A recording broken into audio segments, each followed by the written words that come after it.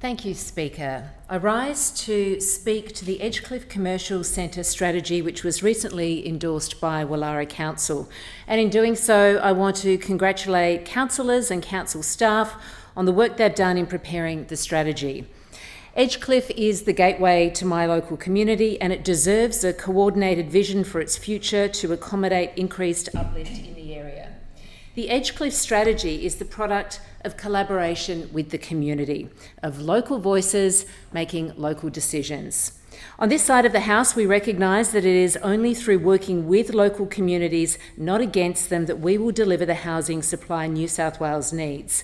It's part of our Liberal values to favour decentralised decision-making, to have decision-making in the hands of locals because they know their community better than backroom bureaucrats. We believe in listening at the grassroots when it comes to designing the vision for our local communities. Development across New South Wales should not be a one-size-fits-all approach, and we will not succeed in delivering the housing that New South Wales needs by simply telling local councils to get out of the way, as one minister said. The Minns Labor government has sought to bulldoze local communities when it comes to development.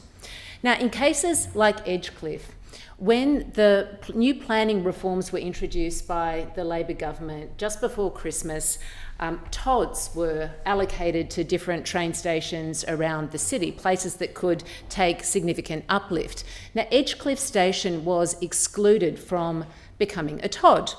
Well, what Woollahra has done, interestingly, has planned for its own TOD. So we weren't allocated one, it wasn't forced upon us, but we designed one anyway. A TOD that will have 26 stories of uplift and accommodate almost 1,200 new people.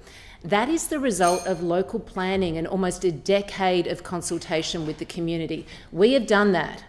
So, Speaker, I am asking those on the other side, the Planning Minister, to consider that when looking at communities like ours, communities where we already have 2/3 of our community is made up of flats and apartments, a really high density living already, one road in, one road out. We don't have transport past Edgecliff train station. We don't have light rail, we don't have train, we just have ferries, but our roads are clogged. Our community is very high density living, a high proportion of renters, and we have been carrying the burden of uplift, but also the opportunity of uplift for so long, and we recognise that opportunity, which is why Woollahra Council has consulted with the community, and we have developed our own TOD. So my plea to the Planning Minister tonight and moving forward is that in doing so, in creating our own future, a future that has come through consultation with the community, that we are rewarded when it comes to the implementation of the other part of the planning reforms, which is the low and medium rise density reforms. Now, they're the ones we're really worried about, Speaker. They're the ones that will impact our community quite significantly because, as I've said, we're already a high density population. Our roads are choked. We have ageing infrastructure. We have sewage systems that are the legacy of original development in the east. We're one of the only places, actually the only place in Australia that still has raw sewage being pumped off the cliffs. Now, it is getting fixed thanks to a Liberal government, a coalition government investment, but this is the landscape we are playing with in the eastern suburbs.